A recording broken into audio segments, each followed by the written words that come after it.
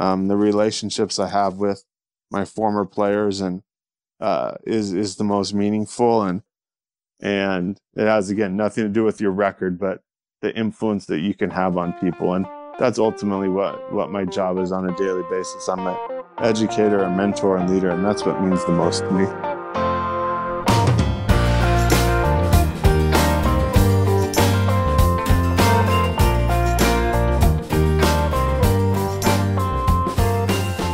Hello and welcome to the Beautiful Work Podcast. I am your host, Dan Krikorian. Each episode, we feature a special guest from all walks of life, and we ask them to explore the ins and outs, the ups and downs, the trials and the triumphs of their chosen field. Writers, musicians, coaches, business owners, and everything in between. We peel back the curtain to hear their stories, to walk their paths, to find out how they breathe life into their beautiful work.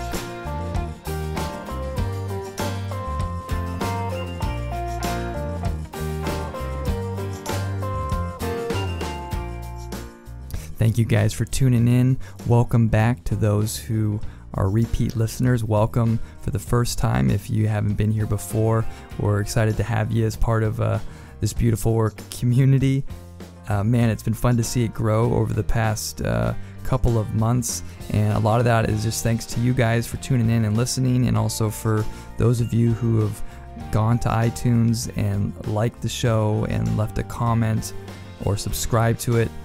It's really helped a lot, and our listener base is continuing to grow, so thank you for that. And if you have not done that already, if you are enjoying the show, if you could just head over to iTunes and like it and leave a review and subscribe, man, that just really helps out, and it helps things grow and continues to make this a fruitful endeavor.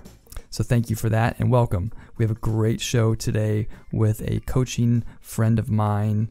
Scott Waterman has been at Division I, Division II, and Division III as a college basketball coach, and he shares some really great insights about leadership and pursuing the things that you love and what it takes to get there.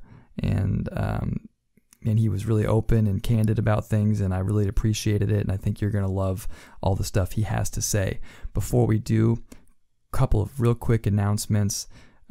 My other gig, besides doing this podcast and coaching basketball and teaching, I also, for 6-7 months of the year, am a touring singer-songwriter, and I just had my 5th record come out in late January. That record's called Grandeur, and this past week we got some great news from over in Europe. The record was reviewed by one of the larger music publications over there called Roots Time, and Roots Time said that this new record was one of the best of the year and was a shoo-in in their minds to be one of the top 10 records of 2019. To say I'm excited is an understatement. That was really fun to see that review come through with so many people that put in the hard work to make this record. It's the list is very long, and so I'm so thankful, but excited about that review, and we feel strongly about the record, and so I hope you get a chance to go and check it out. It's called Grandeur. The name is Dan Krikorian. Just search my name on iTunes or Spotify or Apple Music, wherever music is streamed or sold, and you can hear and listen to that record. Outside of that, hey, we're playing a show on April 14th in Huntington Beach at Pacific City. Maybe doing a little trio or maybe quattro, maybe 3 or 4 guys from my band will be down to play from 1 to 3 p.m. on their beautiful outside deck in the midst of all of Pacific City's restaurants and shops. We played last Saturday there, and it was, man, one of the funnest shows we've ever done. So April 14th, come on down and check us out there and see us play. Okay, that's it for this week. Thank you guys again for tuning in. Scott's got a lot to say, and I can't wait to bring it to you. So without further ado, let's get to the show.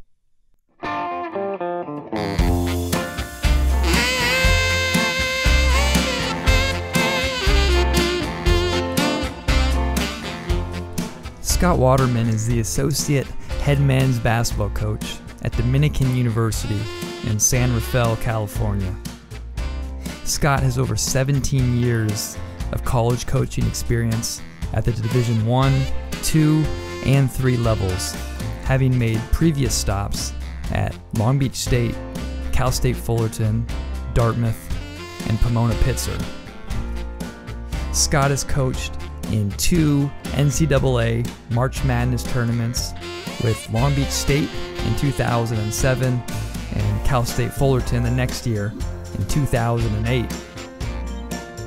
Scott graduated and played basketball for the legendary coach Brian Newhall at Occidental College in Pasadena before jumping headfirst into the world of college coaching. Scott is here today to discuss getting up to run at 6 a.m., the value of authentic networking, and how making one phone call changed the trajectory of his career.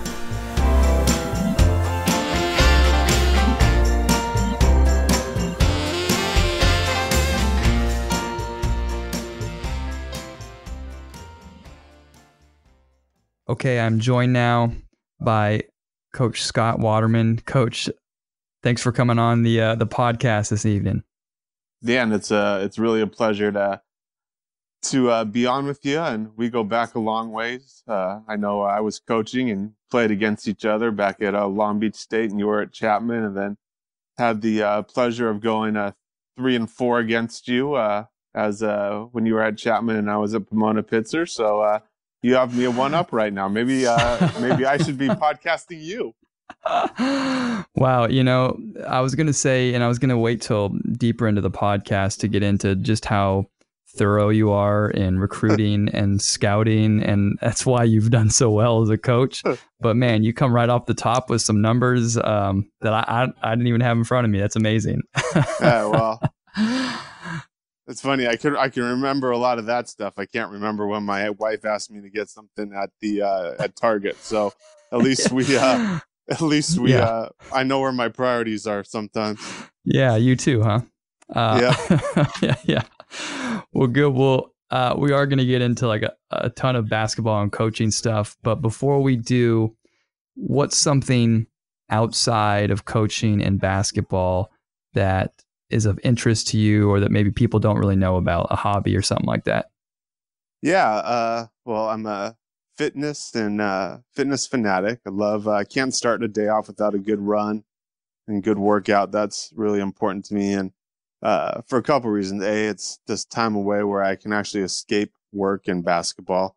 And B, it's just a time as well where I can, just kind of, as I run on the treadmill or elliptical, get caught up with what's going on in the world. Because once I hit that office at about 8 a.m., it's basketball for 10, 12 hours, get home, a little bit of time, and start all over again. So, fitness is really important to me. And then, obviously, time with and just talking with friends and being with my wife is really important as well. Just, again, breaks from work, because as I'm sure we'll talk about in this, just coaching becomes all encompassing, especially in season. And it's just, a great way to get away and free my mind from what it basically dominates my life.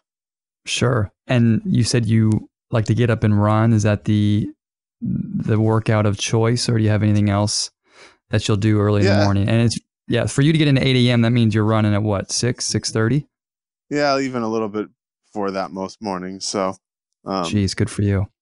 Yeah. It's been a process to get there, but no, I definitely, I'm also not a big sleeper either. So I'm up wandering around my apartment, and who knows what, thinking about plays and matchups. Sure. And who knows. So it's it's a great way, like I said, to start my day and just kind of escape. And I've been doing that for a long time. It started, back when I was at Long Beach State in about 2003, and still carry it with me to today. That's great. Not a lot of sleep and working 10, 12 hours. You're going to be a perfect head coach someday. I appreciate that. What was sports like in your family growing up? Were you guys a big sports family, or is that something you were kind of on your own about? No, I think I come by it very naturally. My dad was a high school teacher and coached football, track, and basketball. So I basically kind of was ingrained in my mind from a very young age. He eventually got into administration and started coaching my teams. My mom, unfortunately, married a jock and had a jock, so she kind of has gotten it by immersion a little bit to Uh-huh. sports, and it's grown on her because I wouldn't say she's the biggest sports fan, but she definitely has grown into it. And now, if you were to ask her, probably knows a lot more than she ever thought she would about sports in life. But without question, having that influence, and be it having my dad taking me out and throwing pitches to me, or shooting baskets in front of the house, throwing the football, or watching sports, going to Angel games, going to when the Rams were in Anaheim back in the original Right. Rams days, all that type of stuff. And my dad was a season ticket holder at Long Beach State, so we used to go to basketball games there. So I was definitely say I was thrown right into the sporting culture probably from the time I came out into the world. So you go on and you have a successful career at Occidental, which, for those listening, I coach at Chapman University. Scott used to coach at Pomona, know the Sky very well. When you get done at Occidental, what is the transition like into college coaching?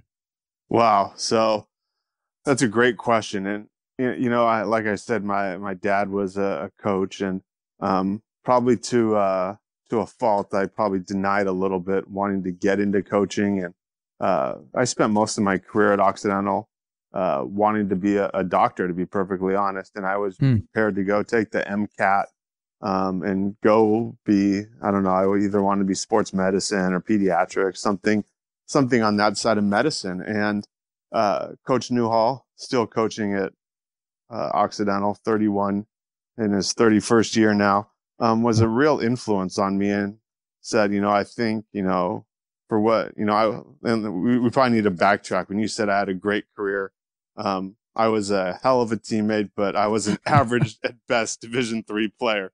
Probably why I got into coaching. But, he said you would be, for all you did, and you're kind of a coach on the floor, team captain, I think you should really explore the coaching realm. And, obviously having my dad be a coach, and, seeing the impact Coach Newhall had on me, and my high school coach who'd kind of let me dabble in coaching when I came home in the summers, doing some summer league stuff, made me, really consider it. And I decided to, apply to grad school and go try to be a graduate assistant and see where that took me. And I could always come back and take the MCAT if I so chose. And Long Beach State at the time had just hired Larry Reynolds, and I had actually applied and got accepted to Long Beach State's grad school. And I showed up on his doorstep on the day of orientation at grad school, and I said, "Coach Reynolds, my name's Scott Waterman. You don't know me. I'm going to be going to grad school here. I'd love to volunteer and just help you out, be part of your program. I'm really interested in becoming a coach." And at the time, he was a new coach. No one he needed some young minion to run around and do all the dirty work for the program. And he said, well, "Let's do this. Come and work camp next week.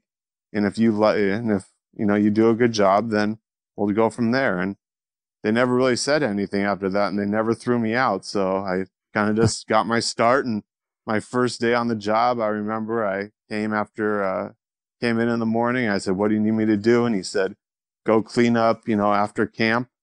Like, I'll put the balls away," or whatever it would entailed. And did it. And I don't know, for some reason, even that type of stuff I loved. And it's been, my career's taken off ever since then. So I owe a lot to Coach Reynolds, Coach Newhall, Coach Dixon from El Toro High School for all, giving me opportunities to get into coaching. And it was, just incredible, 5 years that I spent at Long Beach, but literally started from the bottom, volunteering for 2 years, did not make a dime while I got my master's, and then I got promoted to our director of basketball operations. And then my last year at Long Beach became a full-time assistant coach.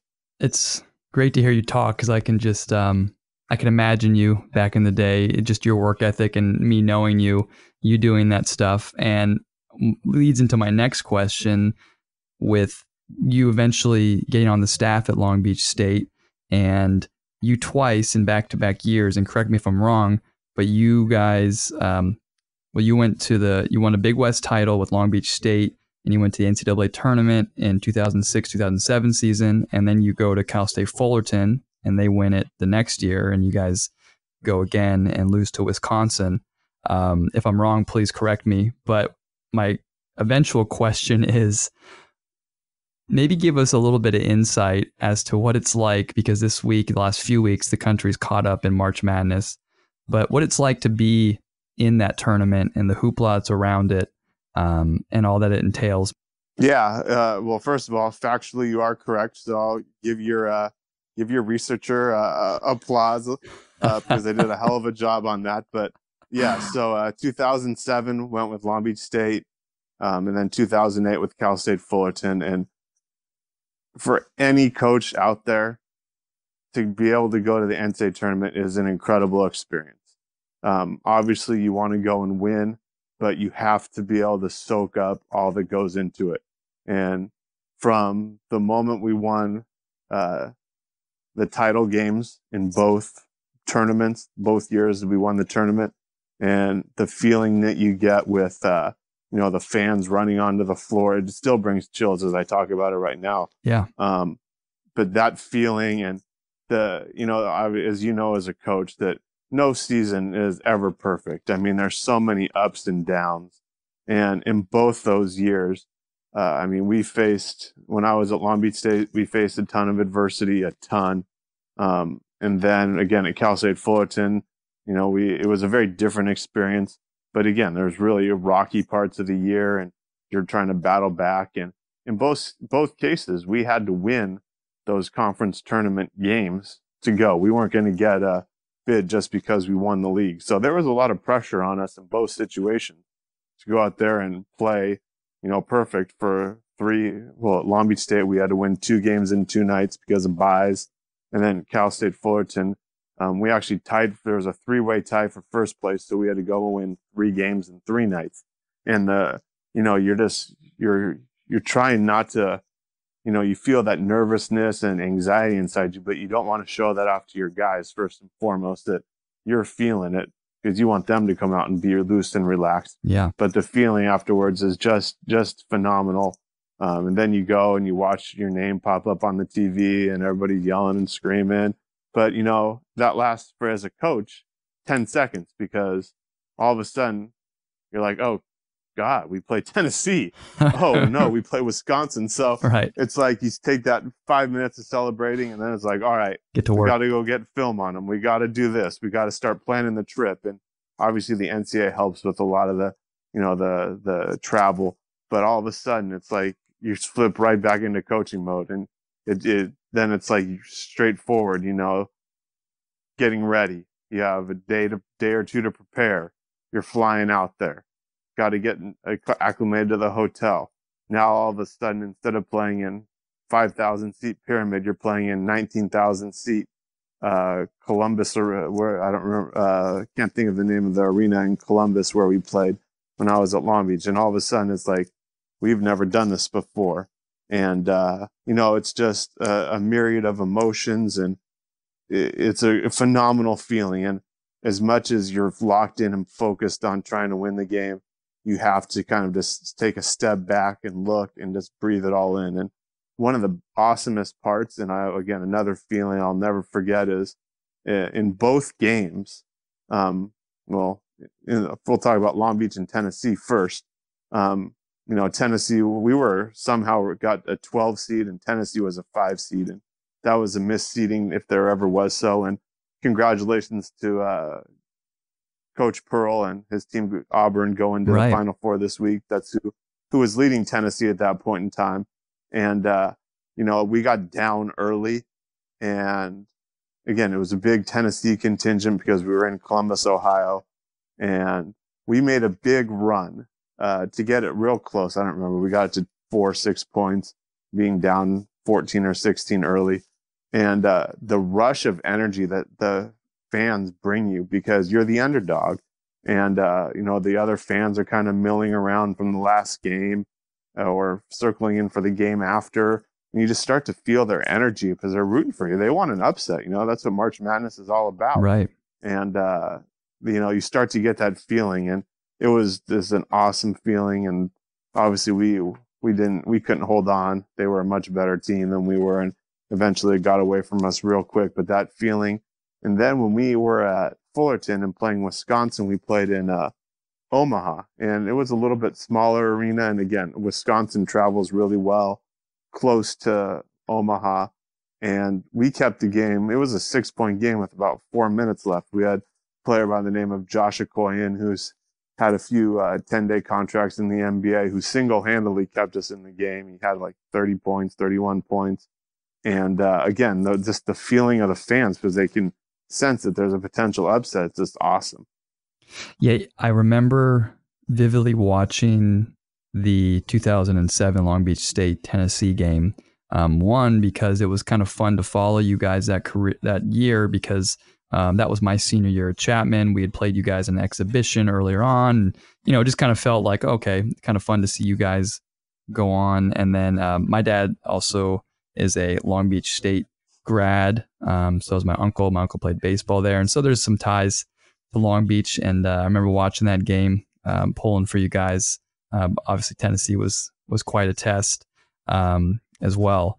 Is there anything that happens during the NCAA tournament that, you just aren't ready for, or that is better than you expect? I mean, you talked about the arenas and stuff like that, but is there anything that, an outsider looking in, you just wouldn't know about? Yeah. A couple of things. First, the NCAA charters jets for you. So we get to the airport and there's a charter jet going to Columbus, Ohio and Omaha, Nebraska, and it's just us. And heck, I've never sat in anywhere but coach in my life. And all of a sudden I'm sitting in, a 50 passenger charter jet about to fly to one of these places. And then secondly, I think this caught everybody off guard. You land and, you're on the tarmac, the bus is there to pick you up, and you get a police escort straight to the hotel because, again, they can't have anything happening to the teams going. And, again, I remember our guys hanging out the window, taking, videos on their phone and, taking pictures of the whole thing. I don't even know if phones could have done that back then. So it must have been cameras. Right. Geez, must be getting old, or technology's catching up. But I remember our guys just being, super excited about that. And just, you get to the hotel and there's food for you. It's all the behind the scenes stuff that makes the experience, because especially for a team like Long Beach State or Fullerton, we're not the Dukes or the Kentuckys of the world where that's natural everyday stuff. But again, for us, that was, like I said, it's been 10, 11, 12 years since that happened. It's still so vivid in my mind. It was really fun this week. Here at Chapman, we had Texas Tech and we had Gonzaga both in our gym as they prepared for their Sweet 16 and Elite 8 games. And it was really fun to just be around. And both Coach Beard and Coach Few were awesome with letting me stay in the practice. I work with them to set up the practices. And so our staff was able to see their preparation for those games and just kind of to be around the energy of an NCAA team that's making a deep run. Obviously, Texas Tech still in it at the time of recording this. Just really a fun time. And then also, I've been fortunate in my I just finished my 6th season at Chapman, but we've been to 2 NCAA tournaments, and those are, even though it's Division III, it's still pretty darn special and a fun environment. Oh yeah, no, and I think at a level like like the Chapmans and, Pomona Pitzer won the league this year. Yep. So I was, following it, strong throughout. But, I think it's even more special to those guys because, you know, you have guys at the Division I level that really aspire. Basketball is, a significant part of their life. And when you get to the Division III level where the emphasis is on the student athlete and more so on the student, these guys know at the end of the day, they ain't playing professional basketball. Mm-hmm. This is a once in a lifetime deal. And when they graduate, they may never put on basketball shoes again. So, I think it's even more powerful to those guys. And they may go to a place where there's not going to be 19,000 people, but if there's 250 people there yelling and screaming, Mm-hmm. that's enough for them. And I think that's, what makes the Division III level so special is you do get that, student athlete experience, but also, it doesn't take a lot for those guys to get, so fired up for the small things. Well, speaking of the different levels, you've been at the Division I level. You were in the Big West for a number of years, I think over 10 years, 11 years. Then you were at Division III Pomona Pitzer. You've been at Dartmouth, and right now you're at Dominican NCAA Division II. So you've been at all the different levels.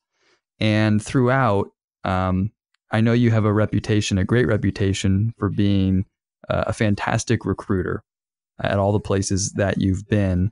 And what is it to you that makes someone, what are the skills or the abilities of a great recruiter at whatever level they are at? Ooh. I think, the biggest thing, first and foremost, Dan, is you have to be able to create relationships. And I know at the end of the day, they say, kids aren't going places because of the coaches. They're going there because of the school or whatnot. But no, they are going because of the coaches and the relationship that they're going to have with you. And for 4 years, you are going to be essentially a father figure, mentor, leader for them. And they want to make sure they're going to somebody that cares about them and is going to look out for their best interests, make them a better basketball player, make them a better student, and teach them skills that when the ball does stop bouncing, they're going to be prepared for the next steps in their life, be it business, medicine, coaching, who knows, whatever. But that relationship really means a lot. And I think that's the one thing I've really taken throughout my journey in coaching is when you recruit a guy, how can you form a relationship with them? And sometimes it just doesn't jive and they may not be a good fit for you to coach. And on the converse, it may not be a good fit for them to go to school there. But forming a relationship and finding out what makes people tick and what they like, what they don't like, and are all those things. It's a fascinating psychology without question. So first and foremost, being able to form relationships. And then secondly, it's being able to, really have a great knowledge of the school, the program, the staff, everybody that you're working with, and being a salesman. Think about like a used car salesman or a car salesman. They know everything. They've got it down pat. And you got to have all your facts right there ready. And be it if the kid has a question, parent has a question, you got to be ready. And you may not know what it is. It could be something out of right field. But if you're well researched and you have the answer right there, that really says a lot, about you as a coach, and that you're prepared, and the importance that the potential student athlete has in your mind if you're already prepared for that. And then I think thirdly, you have to be loyal to your staff, loyal to the program, loyal to the university, and loyal to the recruit. So if you take those three things, forming relationships, being a good salesman, and having the knowledge and loyalty, I think that, you've got a great foundation to start. And once you get the kid onto campus, I think the big sales pitch I always tell them is, yeah, I've got you here and I can do so much, but now you need to go talk with our guys. They live it every day. I sell it every day. And there's a big difference because I don't know what they do when they go to the dorms. I don't, I eat in the cafeteria once every other week, but they live it daily. What's food like? What's the, study hall like? What's a practice like? How do they like the coaches? Those are all questions that you have to ask. I can't tell you that because I'm biased, but this is when you become your own advocate. And so obviously when, selling that to them once they get to campus. So it's kind of a 4-pronged approach there. Man, yeah, I love all the stuff you said, and I'm taking notes as you talk, because so much good stuff there. The one thing, I mean, I love number one, obviously, relationships that you talked about, and I was gonna kind of add to that, because I think this is something that I know that you do a great job of, is you have great relationships with the players that you're going to bring in, but then you have great relationships with other high school, JC, college coaches all throughout the country. And so your ability to kind of reach out and get a good read on a kid, from some area that maybe you can't actually go physically see, but you have a great relationship with that coach, and allows you to have eyes on someone you might not otherwise be able to. Yeah. And that's a really true statement. If you, take care of and do good jobs with kids from programs, then it kind of becomes a feeder. They go back and tell their high school JC coach, hey, Coach Waterman was great, or Coach Krikorian just did a phenomenal job with me. And all of a sudden, when they get a guy that's of similar ilk, you're probably going to get a call. Yeah. And, it really is important. And, even if the coaches don't have players, just calling them, hey, how's your season going? Checking in, doing all those small things really, means a lot to those guys. And they're always trying to sell their program and sell their players. They have a job to do as well. So, sure. You just never know. Like, some of the weirdest things can happen just, based on one phone call, be it finding a recruit or, professional development, maybe potentially moving on to another job. It just, you never know in coaching who you may meet that could help you somewhere down the line. Well, and maybe you can follow up a little bit what you said there, because I think I remember you and I talking, and you getting a job at Dartmouth a few years back started similarly, where you just were reaching out, and that conversation turned into something more. Is that correct? Or am I on the right path? No, you are definitely on the right path. Yeah, when I was at Pomona Pitzer, we didn't have a recruiting budget at all. So we were recruiting a couple kids out on the East Coast in the Boston area. And so I flew out to Boston on my own dime, kind of as I had some friends at colleges on the East Coast as well. And good to also go see these recruits. So I was kind of doing some professional development, tax write-off at the time. Okay. We can talk about that in another podcast, I guess. And then, some professional development, and then to go see these kids. That's how I felt about the program and trying to get these guys. I forked out my own money to go, and something happened, and I was supposed to go see a practice one day, and it got canceled. So I was sitting in a hotel in Boston, like 10 in the morning, and what am I going to do today? Because I'd been to Harvard the day before, was going to Boston College the next day. And I just happened to be looking at a map in the hotel, and I saw Northeastern University was right there. And I knew that Northeastern had gone to the NCAA tournament the year before.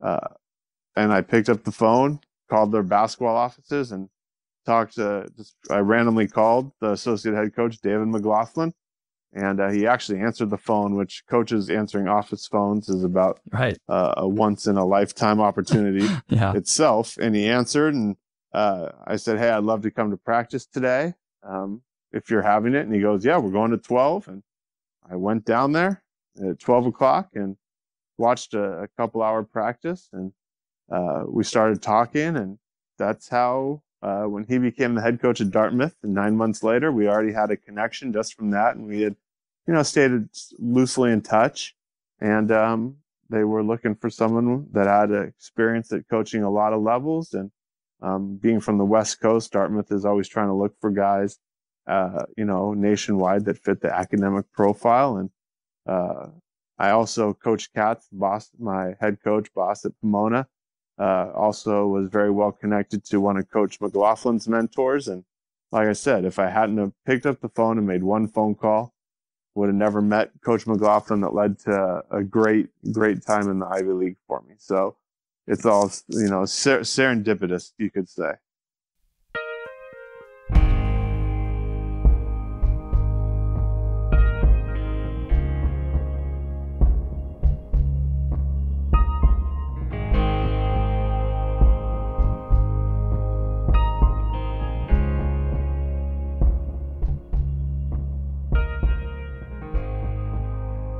late February of 2014, I found myself sitting nervously at the edge of my seat, sweating through my shirt and tie, as I coached in my first conference semifinal college basketball game for Chapman University. We were on the road that night at Pomona Pitzer, and in a tightly contested battle.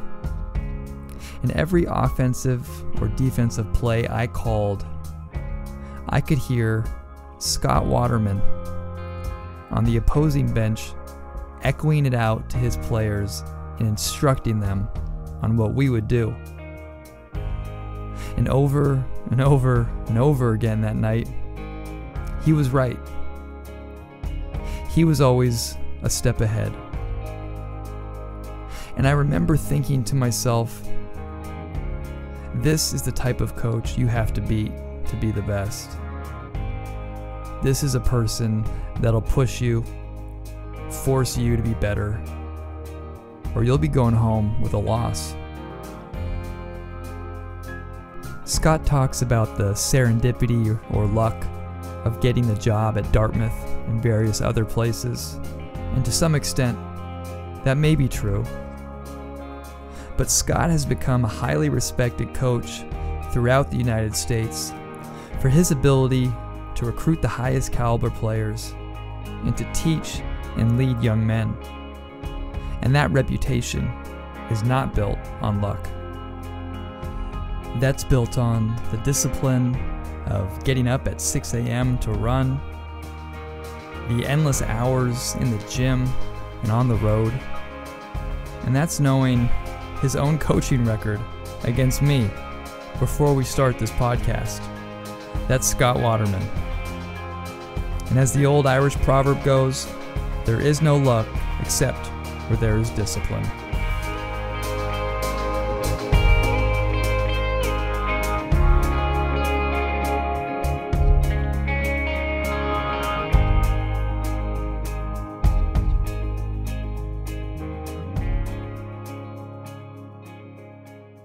You mentioned a couple of great coaches and mentors, and you've said it a couple of times, and you've had a chance to work with a number of great, legendary coaches all throughout the country.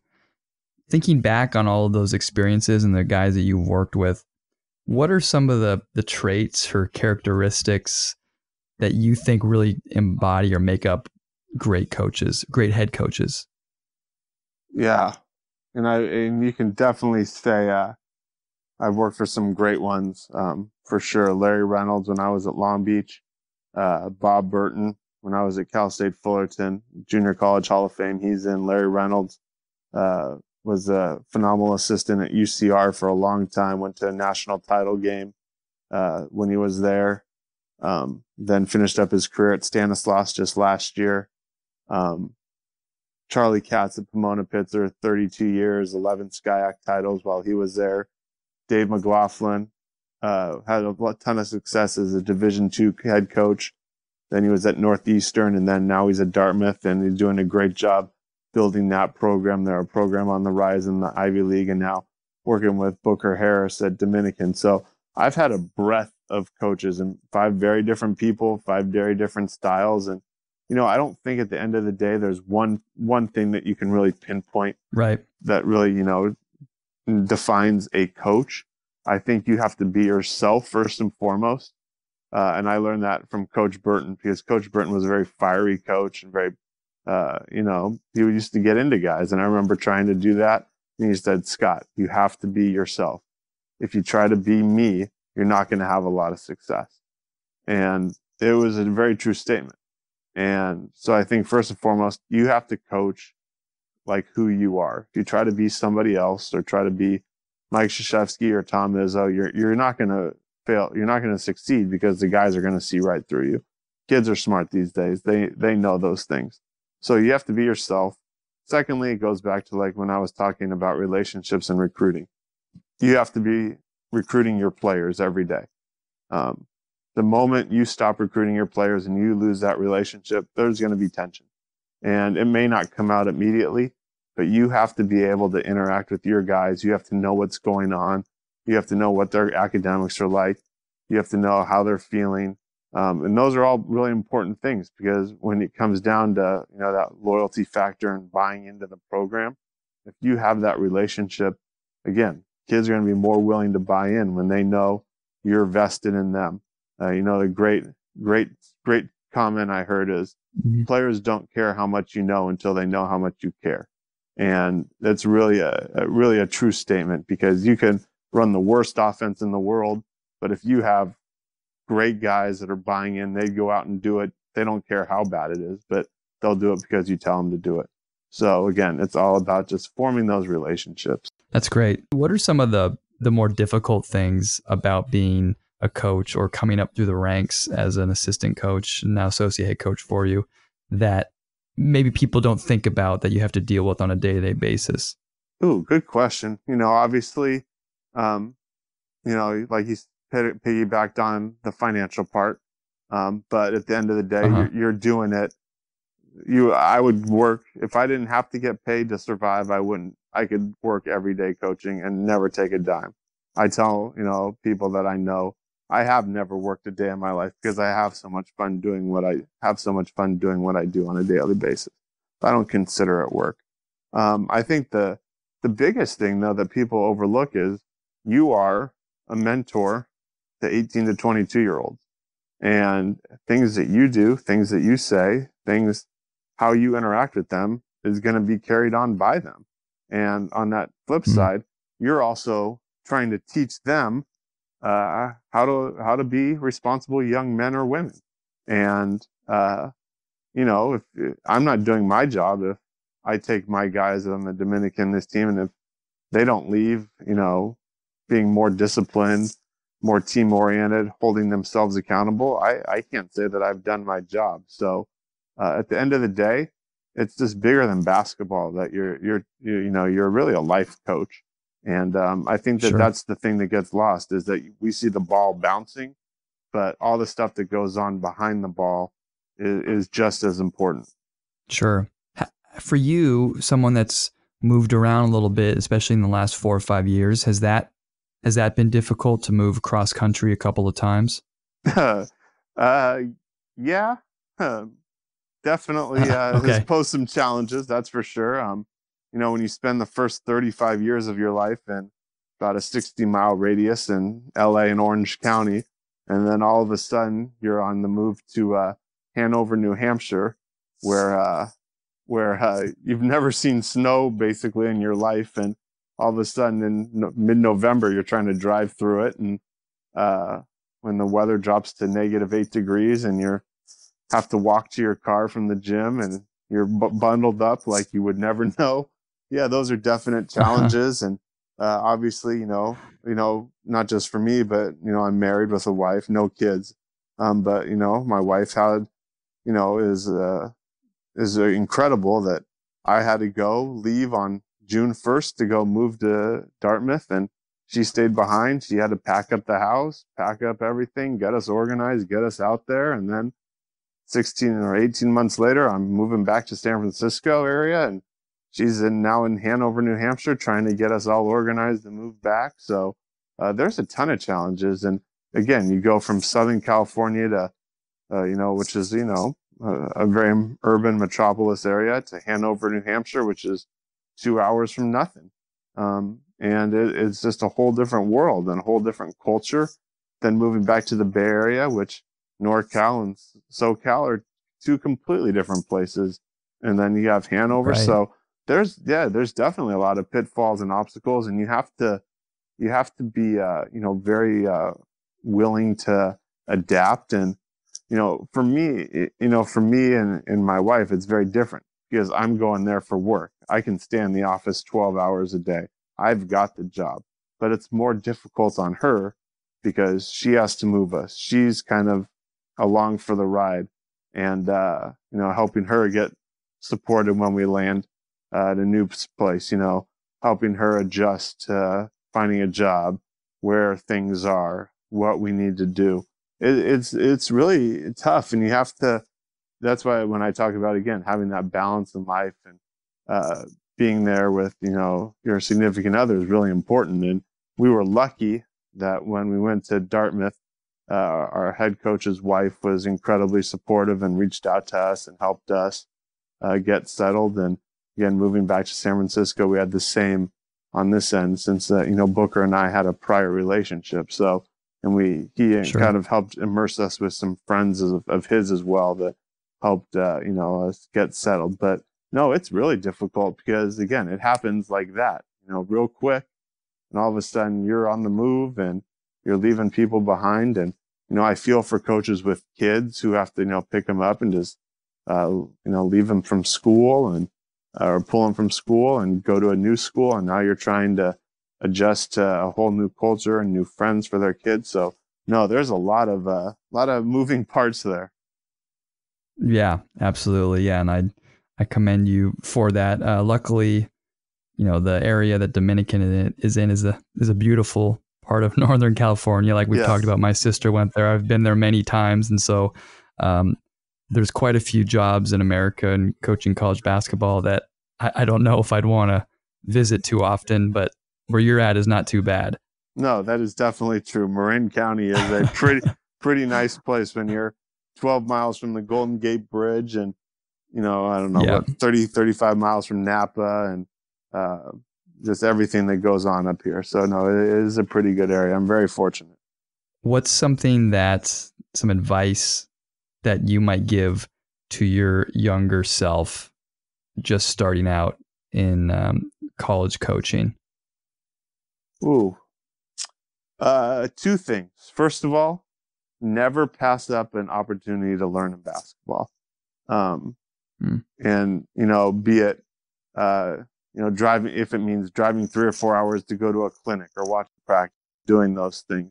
Sometimes, especially my first 3 or 4 years of coaching, as I look back, I was so focused on doing my job well that I forgot about the other parts about developing as a coach and networking and doing those type of things. And I got so isolated and I have to do a great job in this. And I was going to do a great job in that regardless. I was going to find a way to do it. But the other aspects of just continuing to grow and be open to fresh ideas would be the first thing.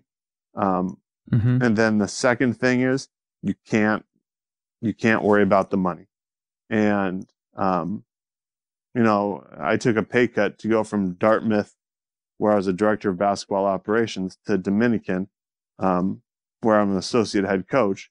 But I did it because I wanted to continue to grow and get back to being an on-the-floor coach. And I loved Dartmouth. I loved Coach McLaughlin. My experience there was incredible. We had a great staff. But being the director of basketball operations, where, just for those of you who listening may not know, has a limited coaching and recruiting responsibilities, was tough for me. So I wanted to get really back immersed in it. And like I said, when I started off, I volunteered. When I went from Long Beach State to Fullerton, my first year there, I was a volunteer. So I was really, I've been coaching 17 years. 3 of those years, I did not earn a dime. And you can't worry about the money. And at the end of the day, it's all about, finding the right situation and being happy with that. So those would be the two things. And, the other, I guess there's one other thing. You can never, look back and say, what if?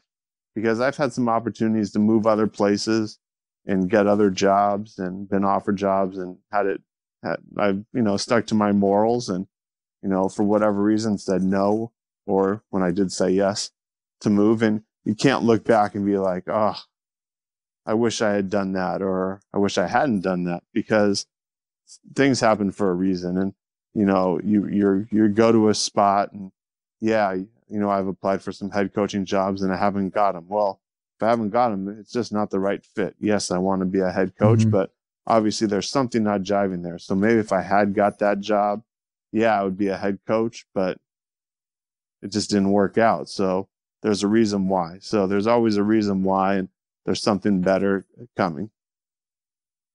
Yeah. And just, knowing you and knowing your reputation and all that you've done, no doubt soon enough you will you will be a head coach somewhere in America. I don't have any doubt about that. How do you learn or feed your brain? What do you do? Are you podcasts, books, video? What is it that you do? A little bit of everything. Like I said, I'm on in the morning when I run.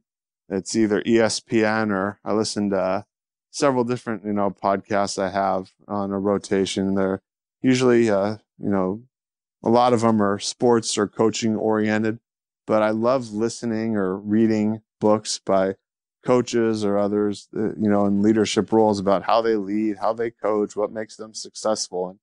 And like I said, I'm never going to be Mike Krzyzewski, but if I take one little tidbit from a book that he says or an interview from somebody else and, it can apply it to my coaching, then it's worth it for me. So I'm always, interested in what other successful people are doing or how, people are forming teams or how they lead. So those things really, are enticing to me.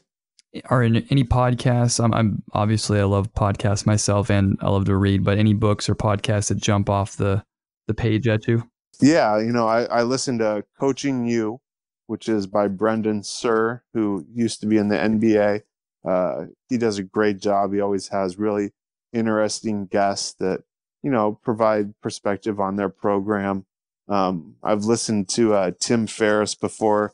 Again, he's kind of goofy and all over the map with, again, not a lot of, not coaching specific things, but again, just things to stimulate your brain on Sure. life and who knows what. Sometimes it's really interesting topics, but that's something that likes to free my mind a little bit more. In terms of books, a couple that I've read lately were Boys in the Boat.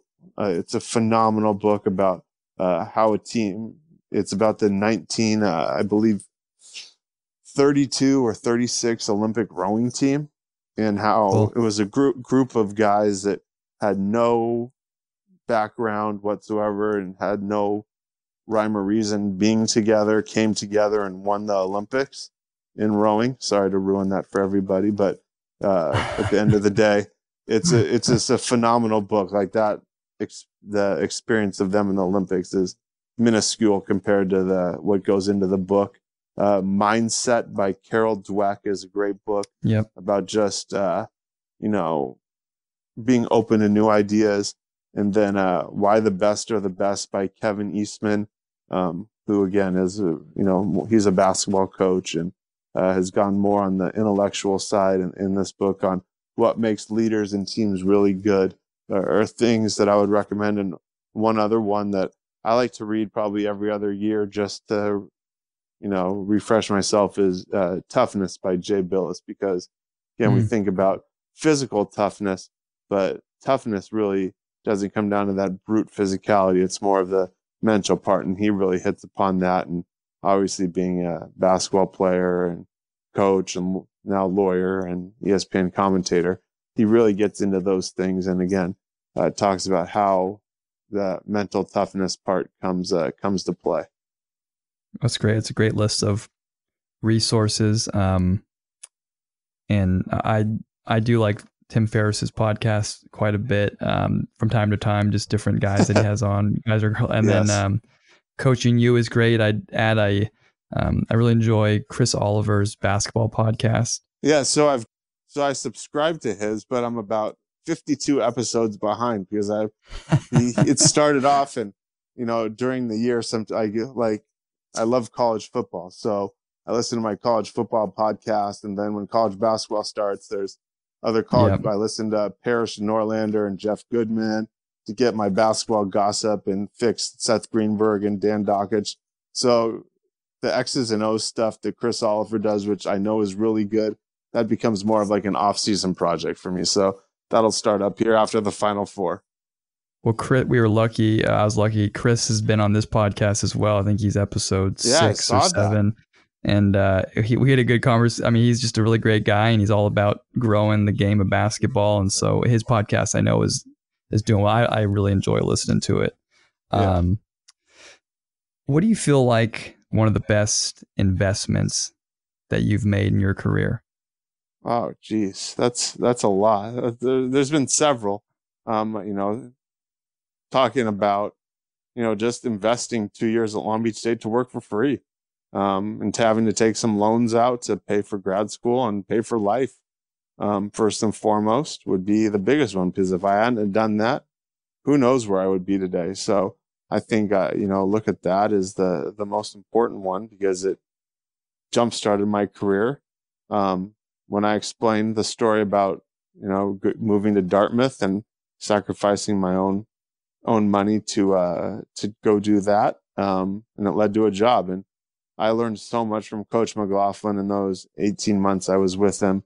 It was a phenomenal experience, and a lot of the stuff I'd like to do one day as a head coach will come from his philosophy and what he did. So, again, that was a huge investment.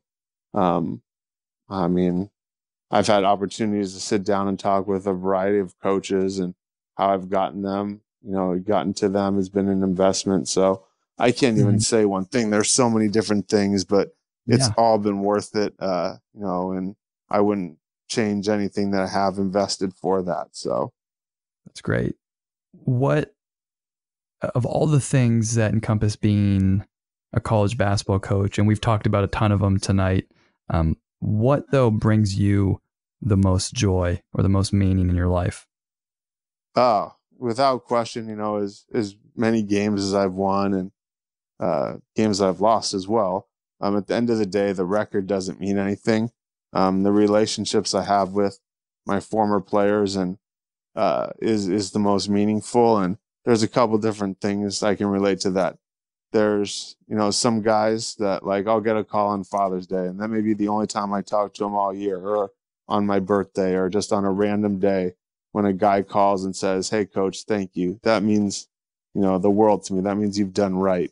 And a lot of those kids were kids that, came from the inner city, or had it not been for us recruiting them to play at a specific school, Long Beach State or Cal State Fullerton, I guess, they may not have gotten a college degree. They may never even gotten to their plans. And those guys that have gone on, that means a lot to me.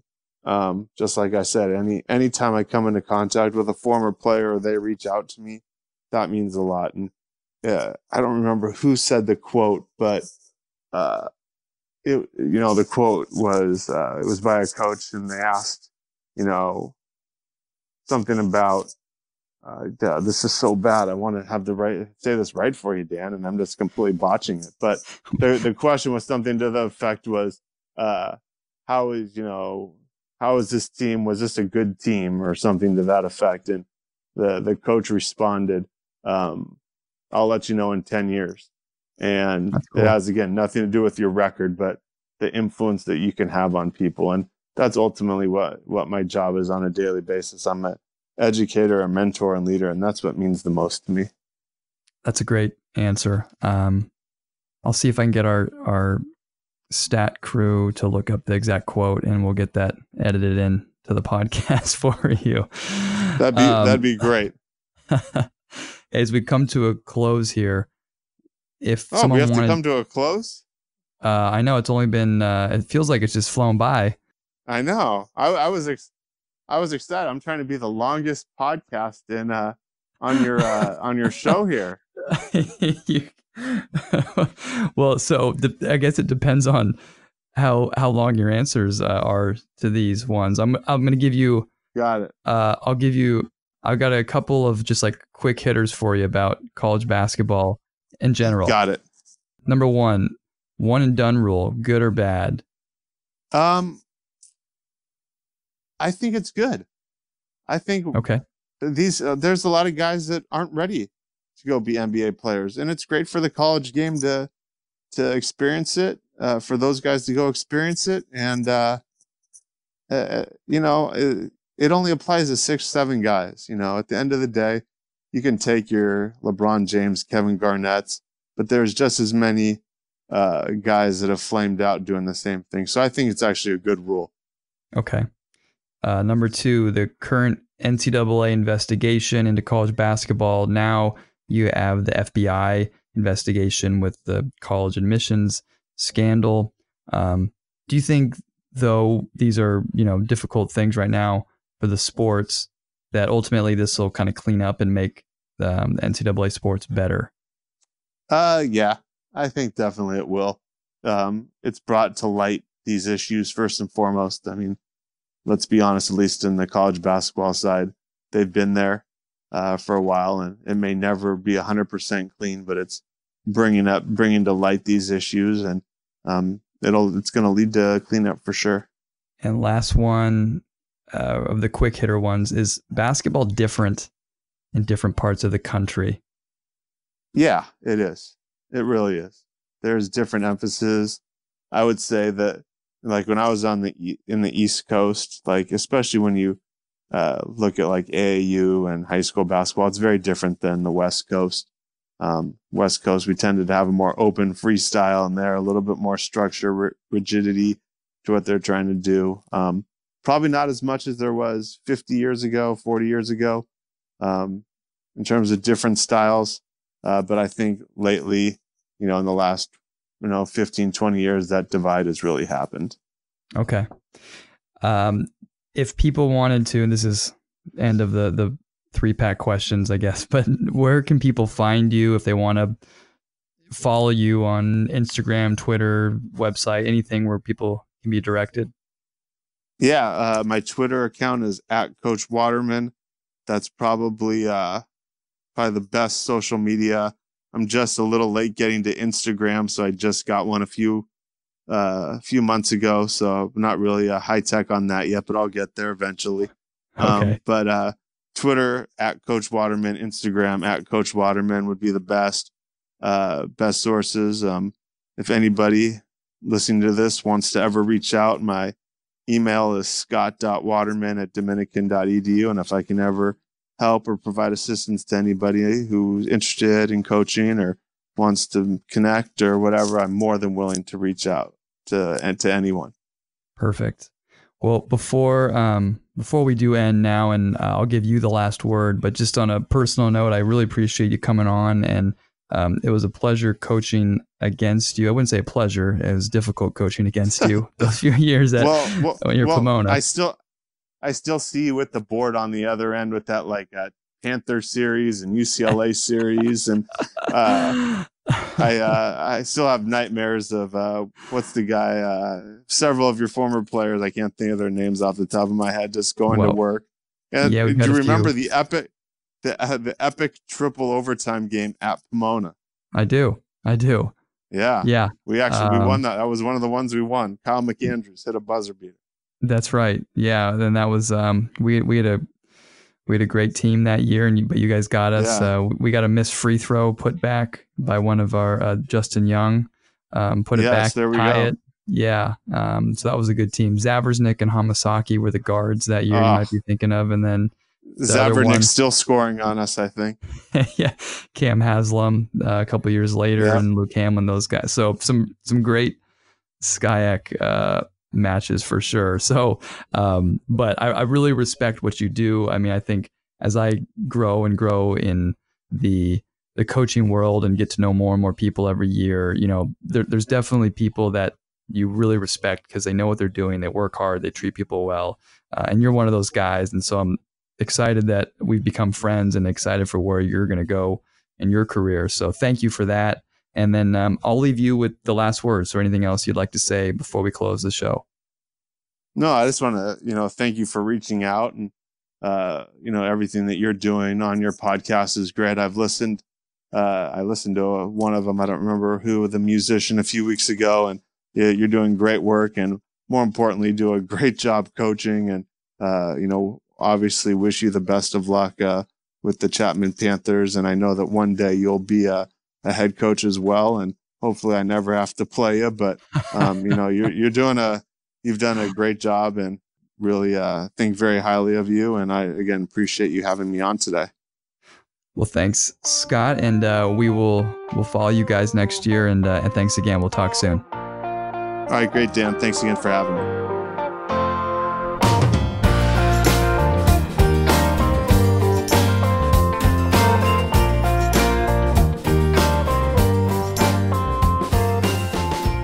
was a lot of fun to get a chance to talk to Scott and hear all about his life and his story so far in coaching, and we really thank him for coming on. We'll make sure to follow him in Dominican University men's basketball next season. If you've made it to this far in the podcast, you'd be happy to know that all the songs that were used on the podcast are original songs that are on the new album Grandeur. Lila, High Heels, and Words were all used throughout the production, and you can find those songs anywhere where music is streamed and sold. Also, if you made it this far, please consider signing up for our newsletter or going to iTunes and liking and giving us a review on the Beautiful Word podcast. We would really appreciate it, and it always helps out. Okay, until next time, whatever you're doing, wherever you are, keep making that beautiful work. We'll see you soon.